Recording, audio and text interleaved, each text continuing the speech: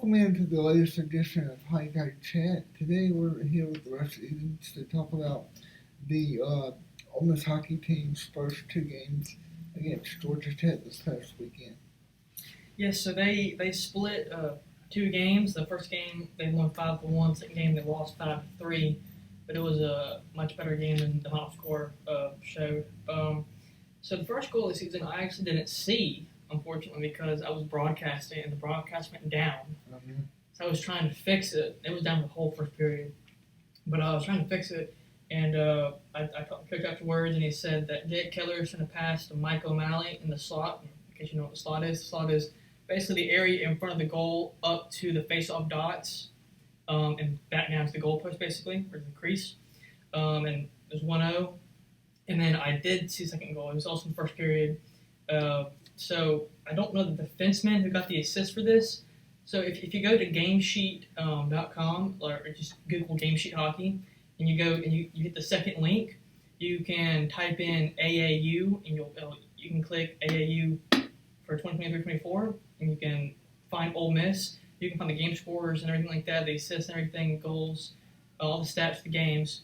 The first one, it's definitely pretty incorrect on a lot of the stuff. All the goals in the first period. It was the intern's first game ever doing that. So the second game was a little better, but the goal was marked as unassisted. But I believe the defenseman, I think it was Emerson who got the assist. He shot the puck from the point. It bounced off the wall behind the goal.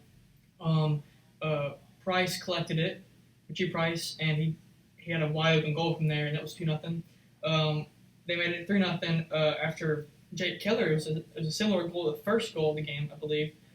Keller and O'Malley in the slot again, and he went bar down. And bar down is when you hit the puck and it goes off the crossbar down into the goal. And so it's really difficult to make that kind of save. And then a few minutes later, freshman Noel Coughlin got his first goal. It's made it 4-0. He weaved his way through the defense and, like I said, made it 4-0. Really talented, really good skater. Third period, Ole Miss would go on to add one more. Ian Zellison, the freshman defenseman, he went from our D zone to the other net on his own. Just went right, just like basically walked past the defense almost. And he got a goal, and it was almost saved, but it just trickled past the goal line. And then, unfortunately, the shutout did end after Georgia Tech skater number 7, Cullen Dorcas. He got a reverse wraparound type thing. So wraparound is when you go around the goal and you just sort of lean over the goalie with your stick when you score a goal. He did it. He's a right-hander, so you'd expect him to go counterclockwise around the goal, but he went clockwise and he's backhanded it in. And the goalie couldn't have done a lot about that. It was a one-on-one, really. Our defenseman, something wrong with him. He's kind of upset after that goal, but it's 5-1. And then the rest of the goals, the 8 goals that were scored in the second game, I'll have that in an article later today or tomorrow. Those are just like all the goals from the first game. The second goals, or the second game goals, I'll save the article. But the second game was very, very good. It was tied going to the third period. Tech scored a goal, I think, with 15 minutes left, maybe 10. And the reason why it's 5-3 is because in hockey, if you're down by a goal or two, towards the end of the game, you can pull your goalie so that you have an extra skater. And so the goal is empty. We did that. We put some really good pressure on them. Their goalie just made a couple of remarkable saves. That game could have easily been tied and gone to overtime, which would have been a really good effort for Ole Miss. Even if they win or lose, good effort overall, no matter what happened. But their goalie saved them several times, and they scored. They had an empty net goal and made it 5-3, so it was closer than the final score indicated. But so the first game star players for me have got to be our goalie Josh Millman. He did super good. He didn't allow up. I think he faced 28 shots the first 2 periods. Not sure the third period yet. Made every save. Looked good. He did come out the crease a couple of times and almost gave up a goal on a few occasions to start the second period. But luckily he rebounded from that. And besides those 3 or 4 flukes or issues he had with just leaving the crease too early, he looked solid. He played both games. Typically, you won't see that, but we did have one day off. And Spears, he's a bit of an undersized goalie, so I think we're trying to give him more time to adjust and practice. And then he'll probably I don't think he's going to start this weekend, but he'll probably play Saturday against Dallas Baptist. Um, it's not as important of a game as the series was. This is the upcoming series is going to be an out of conference game, so the record it doesn't really affect our playoff chances. But it's a good opportunity to to get some other guys out on the ice. Another player I want to talk about is Mike O'Malley. He scored 2 goals first game. He had 2 assists. Or no, excuse me. He had 2 points second game. I forgot their goals for assists. 4 points, 2 games. 2 points a game is crazy. Obviously early on in the season, but still as a freshman to come on and do that, it's pretty impressive. And yeah, those are 2 guys that stood out to me. The team played very well. I think they need to work on it, and I'll touch on this more in the article either later today or tomorrow. I would love to have it done by yesterday, but I was super busy over the weekend. Couldn't do a whole lot, but hopefully next week maybe we would have that a little earlier. But they did. Like I said, they played very well. They need to work on getting the puck from the D zone to the offensive zone, though, and that's a big part of hockey in itself. It's not just it's a harder part of the game. That transition period. So you're constantly contested the whole way, forechecking, back checking, pressure in different zones of the ice. So then they need to work on that. They need to win more puck battles. The face-offs I thought were okay. I like to win more of those. I feel like if we would have won a couple more key face-offs, we could have had some more some better shifts from the guys.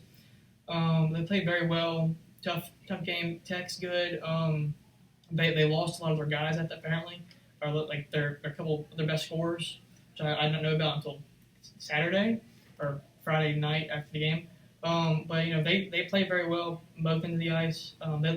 Tech looked pretty rusty in the first game, but they bounced back good in the second game, and they played very well. It was a really good series overall. I mean, let's drop forward to this weekend going to Dallas Baptist. I know you said it's not a conference matchup, but like, what does Dallas Baptist present as a team? Right now, I believe their first games will be against Ole Miss this weekend. Okay. They haven't started the season yet. Last year, I touched on this in an article a couple weeks ago. They were at the bottom of their league. I think the league has been reshifted. So last year was like out of 100 teams. Now it's like 5 in their division, which I don't know if that's just like an error on their end on the standings part. But they're not the best team out there. But as far as what they present for Ole Miss, I think it's a challenge for the younger guys to get out there and get more ice time. It's a challenge for Spears, really. I think he's gonna get a good chance to play a full 60 minutes on Saturday, maybe Friday. They might let him go wild then because back-to-back games for Millman. He might need a break, even though it's gonna be 5 days. He might just want that time off. It's gonna be a good challenge for Spears this weekend.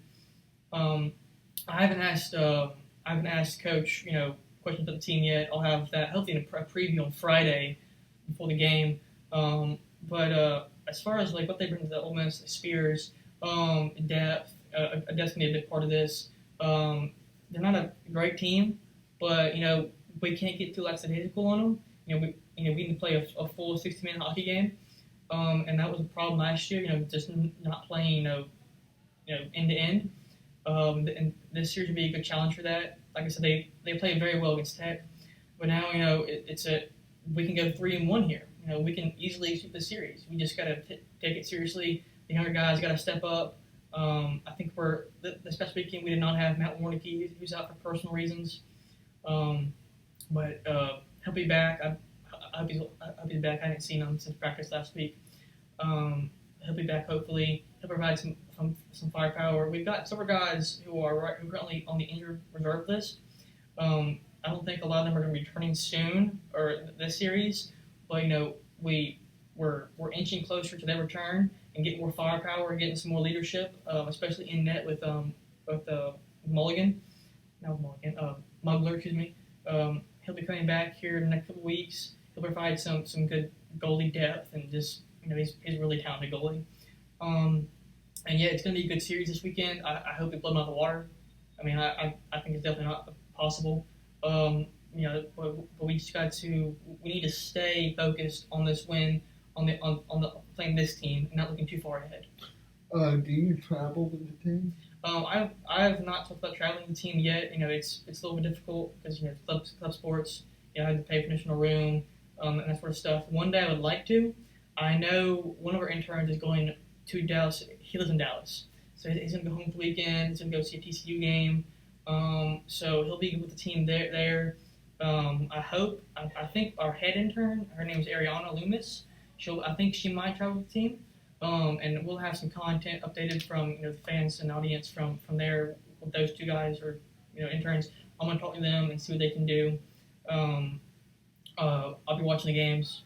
I'll make broadcasting. I'll be broadcasting in our series, I believe, against Missouri the next weekend. And it's an exciting match. But yeah, I don't travel with the team yet, but I hope to do one day. Yeah, because I was just kind of wondering because I know it's club sports, but I didn't know that like Yeah, for yeah. sure. Yeah, it's not I haven't talked about it yet. I would like to one day. It's just right now I'm trying to still get my foot in the door a little more Right. with the team. I'm pretty well embedded in the team. Everybody knows my name. But as far as traveling goes, I feel like that's a lot to ask Yeah. right now. No, I got you. Just going back to the Georgia Tech series this past weekend, Mhm. just what uh, from the younger guys, like you talked about a couple, but what does the ice time mean just as far as depth as you go into the season? Yeah. So as far as ice time goes, it's typically we have a lot of younger guys on the team right now, so they're gonna have to get a lot of ice time, and it's that is exactly what it sounds like. They're on the ice. Your depth players they won't get as much ice time, but it's a long season, so you need depth because your guys are gonna get tired, they're gonna get sore, they're gonna have to skip weekend because they need a break, and that's for a lot of levels of college hockey, and not just club sports. You need a break. It's a lot of hockey, and you're not just doing hockey. For our team to drive to Other Branch twice a week. Last time it was 4 times a week. It's not the easiest thing in the world to do, but that's why you need depth. Like guys like Matthew Clark, Cameron. I think they say his name is Cameron Tohonis. They call him Toes on the team. It's a funny name, but those guys are good depth pieces. They're not going to let the score chart for the team. They got good shots. They hustle, and they will be on the ice so that other guys can get a break. They're going to put some pressure on the team, or get the opponent on their heels. But that depth going forward means everything to the team, honestly. Not Jake. His last name is Maher. I forgot his first name. I think it's Luke Maher, maybe. He's really good, but he's still adapting to the league. So we can't send him out there, for 20 minutes a game, which is if as a forward, if you have 20 minutes of ice time, that's a lot. Yeah. A defenseman will typically have 30 minutes of ice time. For ours, probably a little less. That's like NHL level. But that depth means a lot to the team. Mike O'Malley's going to get more ice time this weekend probably. He's going to he scored 4 points like I said earlier. He's going to get they're not going to put him down anymore. They're going to send him up like to the very top, let him get more time. But yeah, that depth means a lot to the team going forward. Just going into this weekend, I know this will go up later today, first thing tomorrow. Do we want to do a preview of Dallas Vegas? Oh yeah, for sure. I can do that. I got practice tomorrow and tonight with the team. I'll be going down there. I'm gonna try to get some good interview questions with the coach. Try to figure out their team. I have to get the roster going. I got an exam today, so I've been pretty busy studying for that. But as soon as I get done with that exam today, I'm thinking I'm 5 online. As soon as I get done with that exam, I'm gonna hit this series hard. And I'm gonna write that article tonight. It's gonna be pretty in depth. I don't want to make it too long, but I got a lot to say with the team. Yeah. So it's one of my things I like to do. To focus hard on the article I'm writing now. Make it as good as possibly can. High quality, also high quantity. But yeah, I would love to get more content out there Friday. An article will be coming out hopefully Friday as well. Okay. But yeah, I would love to do that. Okay. I think that's going to wrap it up for today, and we'll talk to you soon.